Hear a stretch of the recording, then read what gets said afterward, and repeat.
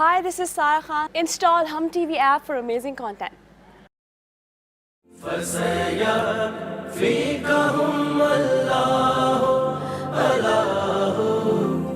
इसी जमीन की कसम वीरू, जहां तुम्हारे साथ ये सब हुआ, तुम्हें ऐसा इंसाफ दूंगा कि पूरी दुनिया को सबक मिलेगा। अरे जा जा अम्मा, मेरी औलाद को मुझसे मुतनफ्फिर करके झूठी सच्ची कहानियां सुनाकर अब तू अपनी बेटी से मिलने आई है, मुझसे मिलने।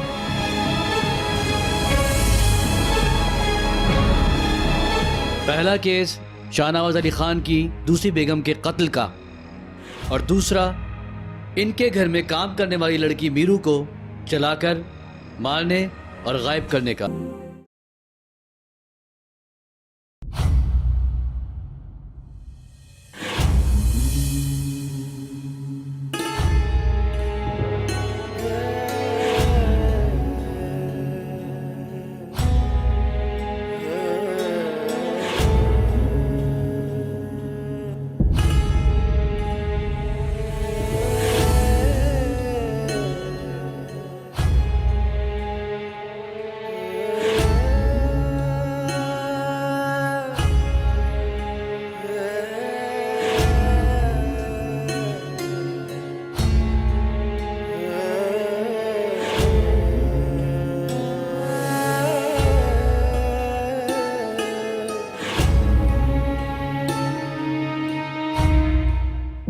आप इस पर हाथ रखकर कसम खाइए कि मैं जो कुछ कहूंगी सच कहूंगी, सच के सिवा कुछ नहीं कहूंगी।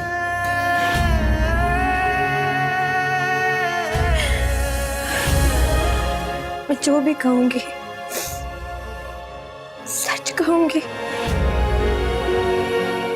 सच के सिवा कुछ भी नहीं कहूंगी।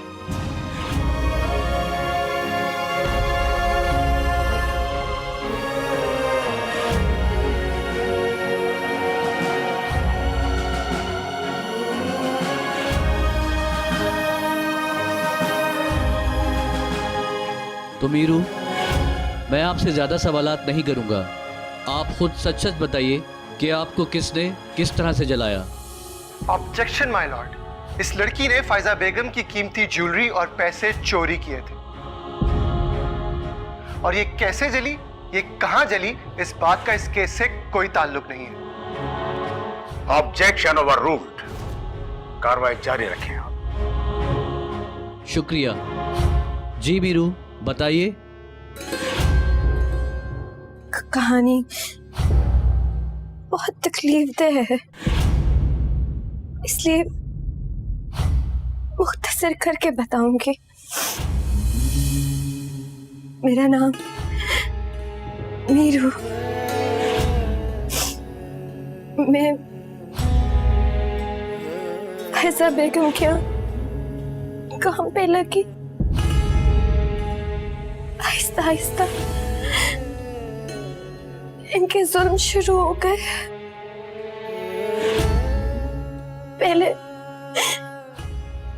पहले मैं डर जाती थी और क्या करती,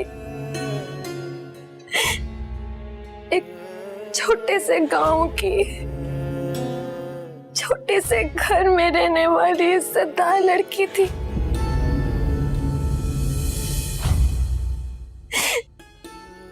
जिसने कभी गांव से कदम बाहर नहीं निकाला।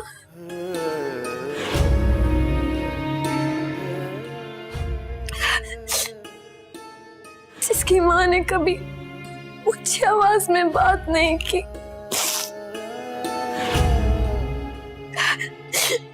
वो डरेगी नहीं तो क्या करेगी। लेकिन मैंने फिर भी बर्दाश्त किया अपने अम्मा बाबा के लिए। एडवांस लिया हुआ था ना। लेकिन जुल्म बहुत ज्यादा ही बढ़ गए। जूते, मुक्के, लाते और एक दिन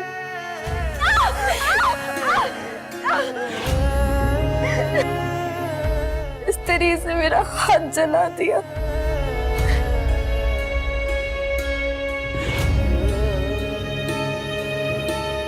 मैं फिर भी चुप रही। अम्मा बाबा की इज्जत के लिए कर्ज उतारना था और वापस आना था। इस सब हैवानियत के बीच एक हमदर्द मिला।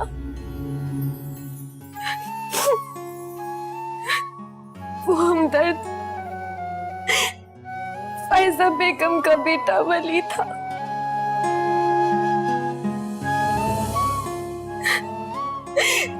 जिसको ना ही कोई हवस थी और ना ही लालच। ट्री मतलब के दरख्त। अब लिखो यू फॉर अम्ब्रेला। एक दोस्ती का पाकीज़ा रिश्ता, एक एहसास का रिश्ता, एक इंसानियत का रिश्ता, चंद किताबों से तालीम देने का रिश्ता, हिम्मत देने का रिश्ता। जो लोग दिल से अमीर होते हैं वो मुझे बहुत अच्छे लगते हैं। जैसे फायजा बेगम को पता चला कि उनके बेटे की दोस्ती एक गरीब लड़की से हो गई है। गरीबों से नफरत करने वाली फायजा बेगम, उनसे ये बर्दाश्त ना हुआ। मेरे बेटे को पागल दीवाना बनाकर उसे काबू में करने का सोच रही है। उन्होंने अपने शौहर के साथ मिलकर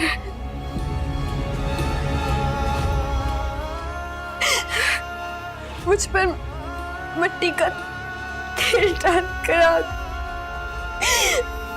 लगा दी।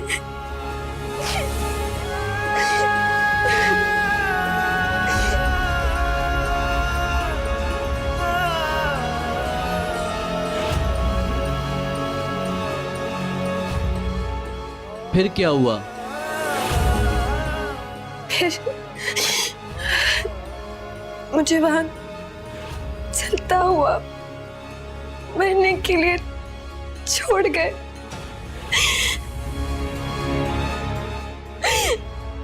लेकिन कहते हैं ना, मारने वाले से बचाने वाला बहुत बड़ा होता है।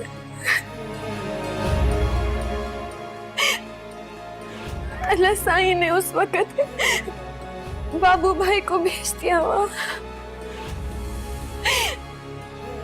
मैं कितने वक्त से अस्पताल में लड़ रही थी, इंतजार कर रही थी इस दिन का। जब से आंख खोली थी ना, ये फैसला कर लिया था कि चुप नहीं बैठूंगी, अपने हक के लिए बोलूंगी, अपने इंसाफ के लिए लड़ूंगी।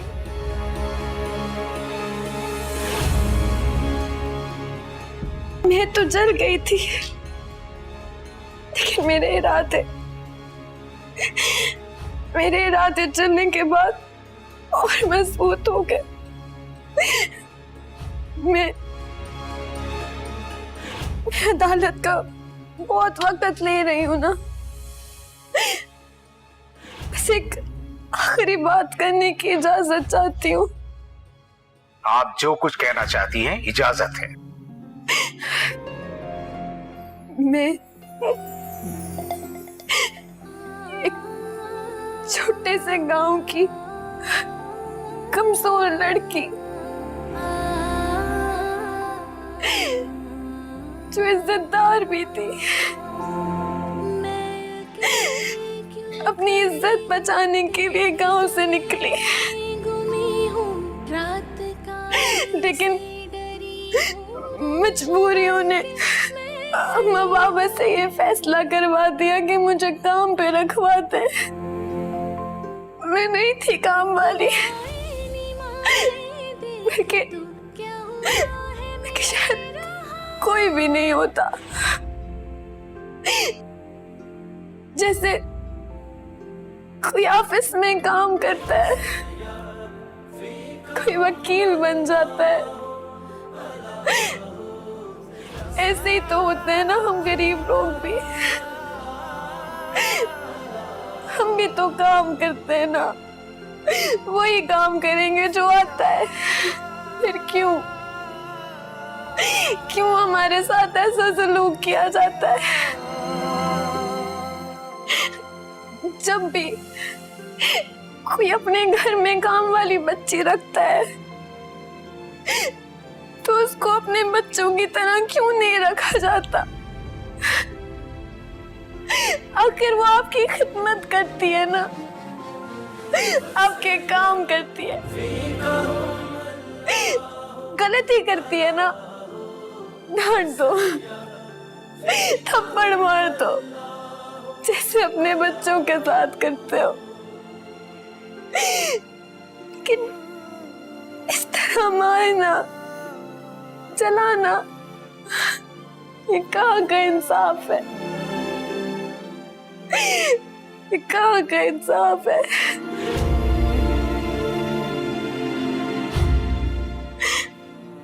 चलो ठीक है,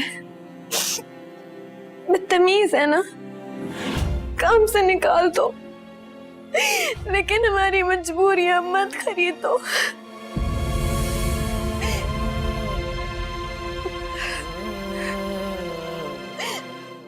अम्मा पापा,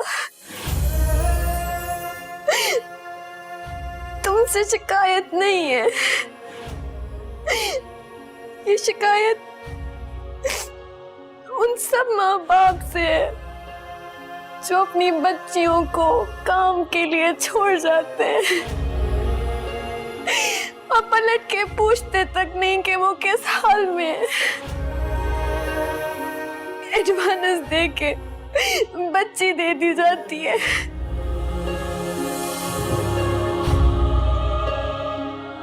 ये तो वही जमाना आ गया ना जब गुलाम और बांदियां बिकती थी। मैं भी एक बांदी बन गई जो काम के बाजार में अपनी कीमत लगवा कर बिक गई। जो लोग मेहनत करके खाते हैं ना, उनकी इज्जत तो अल्लाह साईं की नजर में होती है। तो कौन हो तुम लोग हमारी इज्जतें उछालने वाले, हमारी इज्जतें बेचने वाले?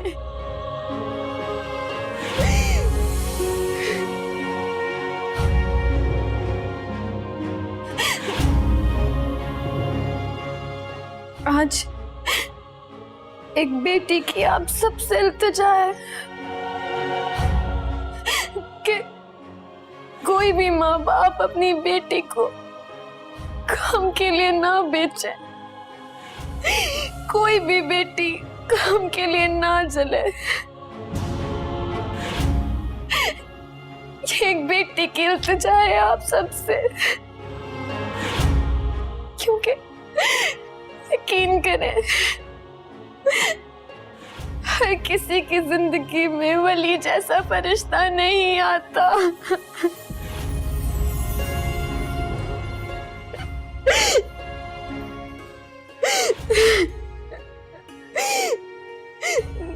बस करें, खत्म करें ये बांदियां और गुलामों का दौर खत्म करें।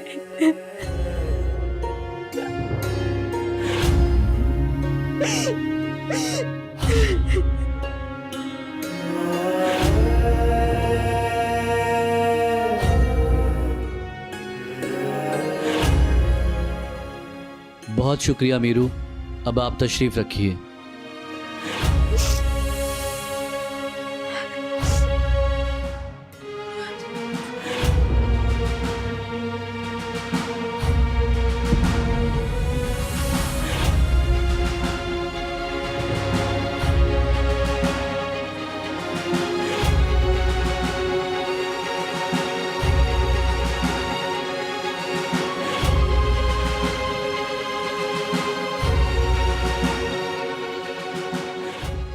माय लॉर्ड, मैं अदालत से बाबू को कटहरे में बुलाने की इजाजत चाहूंगा।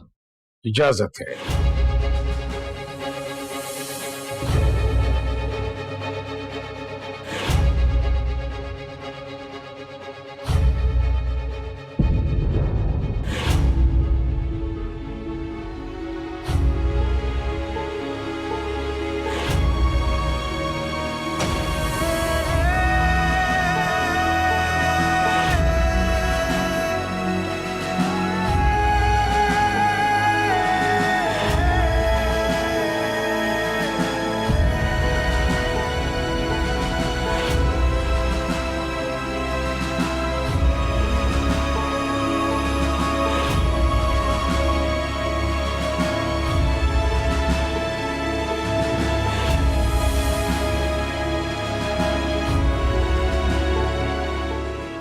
अब आप तशरीफ रखिए।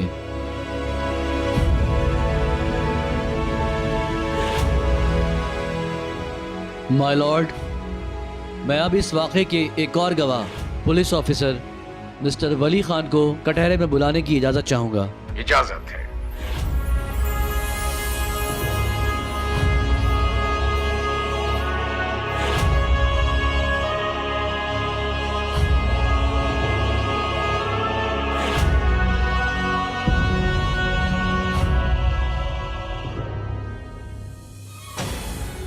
जो कुछ यहाँ पे बताया गया जज साहब, वो सब सच था।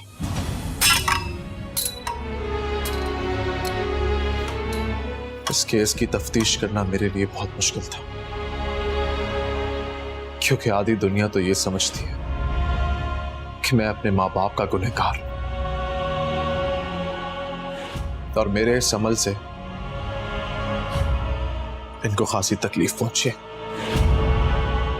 लेकिन जज साहब, मैंने अपनी वर्दी का हक अदा किया।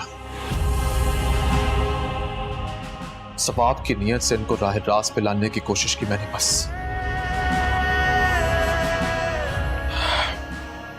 एक बेटा होने की हैसियत से ये मेरे लिए बहुत कड़वा घूंट है, मुझे इसे पीना है।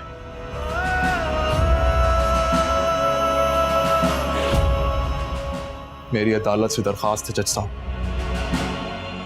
कि अगली तारीख मत दीजिएगा, इस फैसले में ताखीर मत कीजिएगा जज साहब। फैसला आज सुनाए।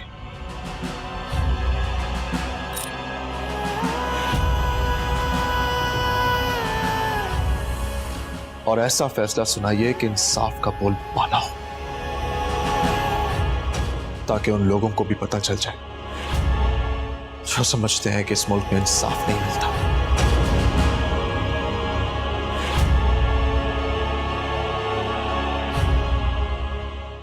कि जब तक आप अपने हक के लिए खुद खड़े नहीं होंगे, इंसाफ नहीं मिलेगा। अगर फैजा बेगम कसूरवार हैं तो इनको सजा मिलनी चाहिए। पागल हो गए आप, पागल हो गए वली। इनको किसी ने बहका दिया, किसी के बहकावे में आ गए, ये पागल हो गया है। ये झूठ बोल रहा है। शाहनवाज ने बताया ये झूठ बोल रहा है। Order order. बस बस फायजा बेगम, बस। खेल खत्म हो चुका है। कब तक दुनिया के सामने झूठ बोलते रहेंगे हम? अब मान लो ना कि हम भटक गए थे, ऐसे की हवस में भटक गए थे, पावर के जुनून में भटक गए थे हम। आपको जो कुछ कहना है कठेरे में आकर कहिए।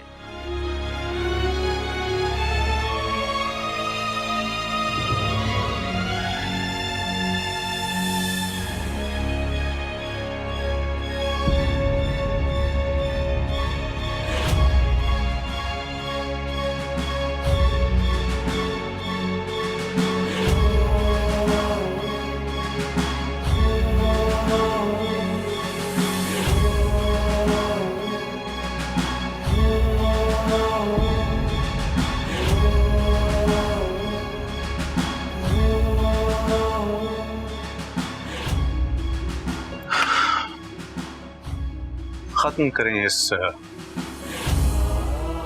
बहुत हो गया ये चूहे बिल्ली का खेल चचा।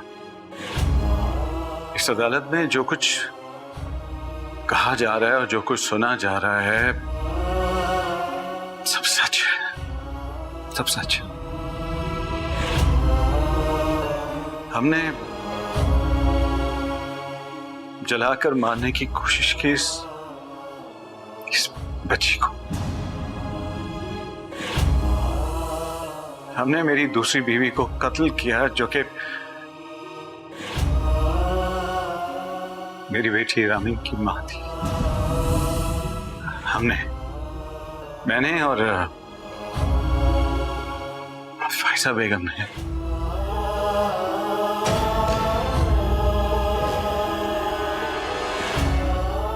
और ये बात मैं किसी भी दबाव में आकर नहीं कह रहा, अपने होशो हवास में कह रहा हूं। इस घिनौने खेल को जो कि पैसा और पावर हासिल करने के लिए मैं खेला था, खुदा के वास्ते बंद कर दें, बंद कर दें जच्चा। गुर्बत की जिल्लत ने इतनी जोर से अना को झंझोड़ा के सब कुछ अना की नजर हो गया। मैं गरीब था, ये गरीब थी, सबने हमें जूतियों की नोक पर रखा। गुर्बत से सोसाइटी की बेहिसी देखकर हम जनूनी हो गए जच्चा। अमीर होने का जनून, अमीरी के साथ साथ इज्जत हासिल करने का जुनून, जिसमें क्या सही और क्या गलत सब खत्म हो गया। हमने सिर्फ अपने बारे में सोचा, सिर्फ अपने बारे में, अपनी औलाद के बारे में भी नहीं। सोचा तो सिर्फ पैसे के बारे में, सिर्फ पैसे के बारे में। पैसा पैसा पैसा, बस पैसा। अच्छा, पैसा मिल गया तो हमसे बड़ी हो गई। हर गरीब में मेरी बेबी फायजा को अपना हाथ दिखाई देने लगा और उसने उन पर जुल्म करना शुरू कर दिया और मुझे भी लुत्फ आने लगा। जुल्म की हद कर दी है हमने। इस बच्ची को जलाकर मैंने और फायजा ने जुल्म की हद कर दी। उसके लिए आप जो भी सजा देंगे वो कम होगी, कम होगी वो।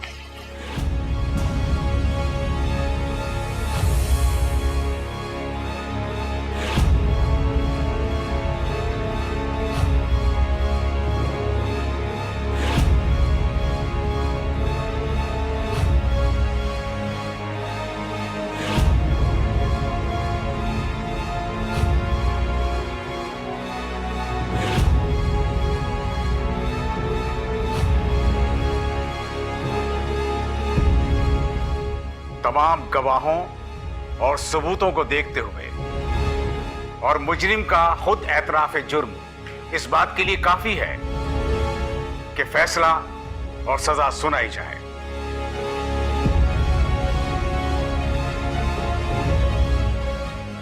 ये अदालत शाहनवाज अली को मुजरिम मानती है,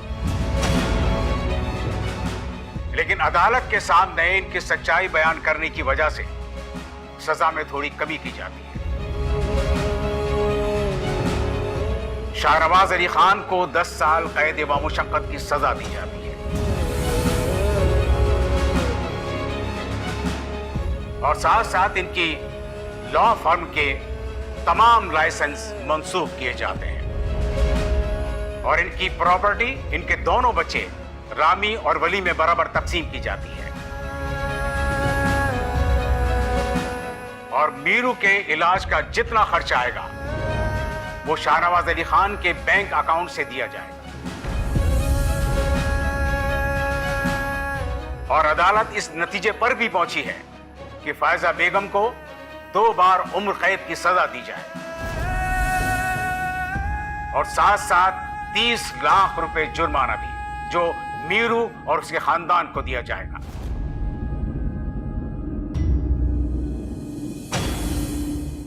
अदालत की कार्रवाई खत्म की जाती है।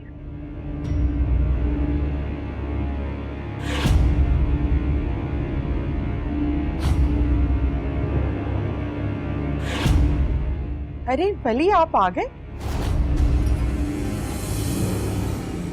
हम आपका इंतजार कर रहे थे। बहुत अच्छा किया आप आ गए। ले चले। हाथ मत लगाना मुझे, हाथ मत लगाना मुझे, मैं जला देती हूँ, मिट्टी का तेल पकड़ो, जला देती हूँ। पूछ लो मेरी माँ से, मैं जला देती हूँ। प्लीज हमें जा।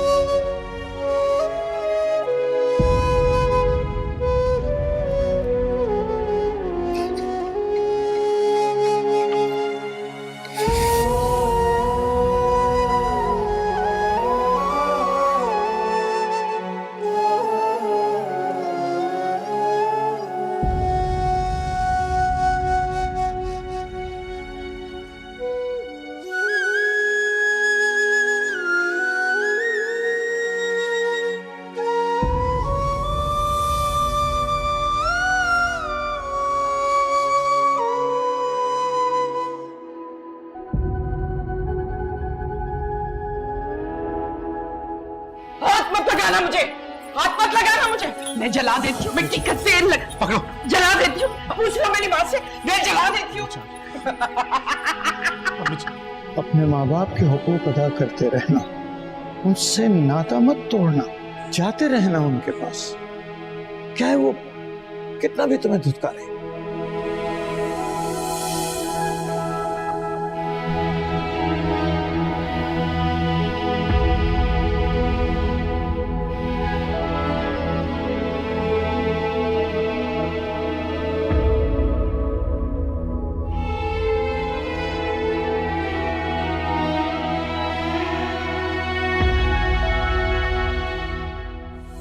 पानी पी लो। No, no thanks.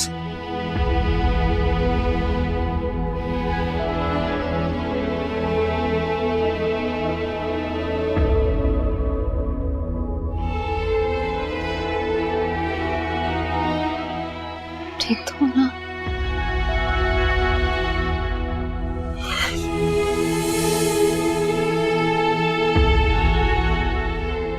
रामीन,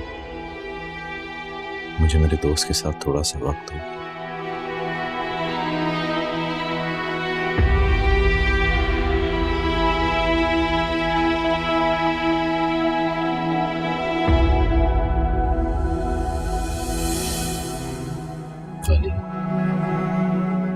क्या सोच रहा है? हो गया जो होना था। यही सोच रहा हूं यार, हो गया जो होना था, और यही होना चाहिए था। अब तुझे दिल बहुत बड़ा करना पड़ेगा।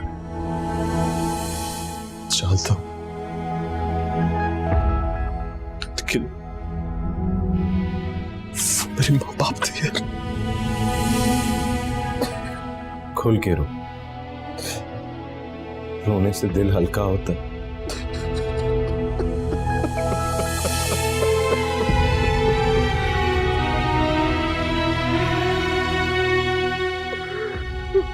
बाबा, हम भी रोने।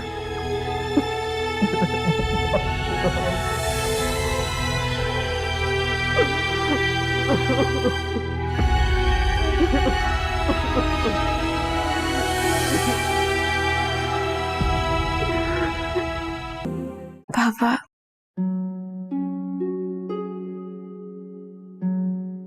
अम्मा एक दो दिन रुक जाओ ना। मीनू, जाना तो पड़ेगा ना बेटा। सुना है वहां सब कुछ चल गया, फिर जाके अब घर बनाना पड़ेगा दोबारा, ताकि जब तू उधर आए ना तो सब कुछ वैसा ही देखे।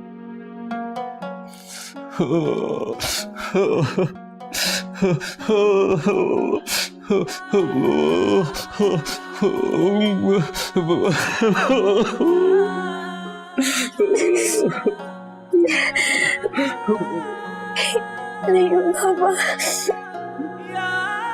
सही बोल रहा है मीरू तेरा बाबा, माफ कर दे हमें। तूने जो कोर्ट में बोला है ना, सब कुछ सही बोला था।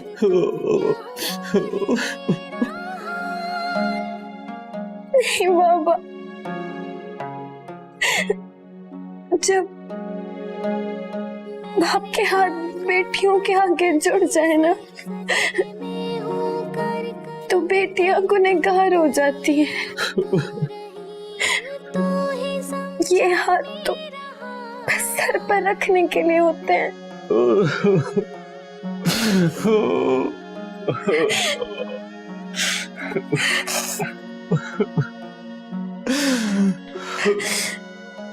ये तेरी और अम्मा की तो दुआएं थी जो मैं बच गई हूँ। बस और नहीं रोना। साईं का वास्ता है अम्मा, और नहीं रोना। मुझे डॉक्टर जैसे इजाजत देगा ना, मैं आ जाऊंगी गांव। लेकिन जब तक तुम लोग मेरे पास आते हैं ना। हाँ मीरू, हाँ आएंगे। अब तुझे अकेला नहीं छोड़ेंगे हम। एक दफा छोड़ने की गलती कर ली ना, अब नहीं छोड़ेंगे तुझे।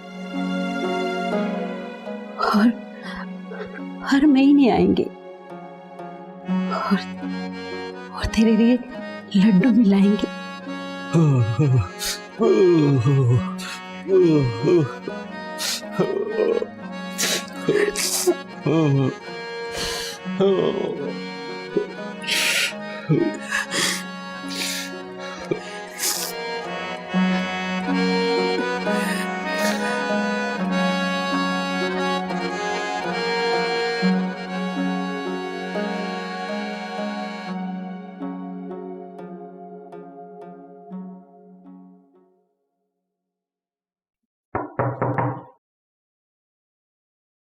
मीरू, नहीं लेटी रहो, लेटी रहो, लेटी रहो, लेटी रहो। दर्द हो रहा था, दवा ली तो आंख लग गई। वैसे भी आज का दिन बहुत मुश्किल था मीरू। अब ठीक हो ना? हाँ ठीक क्यों, मुझे क्या होना है? बस अपने दोस्त से मिल लिया, दिल हल्का कर लिया। जानती हूँ बहुत मुश्किल है ना ये सब। जितनी तकलीफ जलन मुझे है, उससे कई ज्यादा आपको भी है।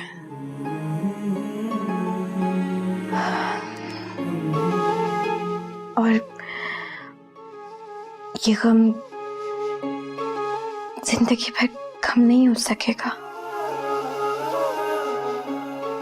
इस हकीकत के साथ ही जीना है अब मुझे, और अब मैं कमजोर नहीं पड़ूंगा। तुम्हारे अम्मा पापा को ड्रॉप करवा दिया था, तब तक तो वो गांव पहुंचने वाले होंगे। वली, वापस गांव जाना चाहती हूँ। चली जाओगी मुझे छोड़कर?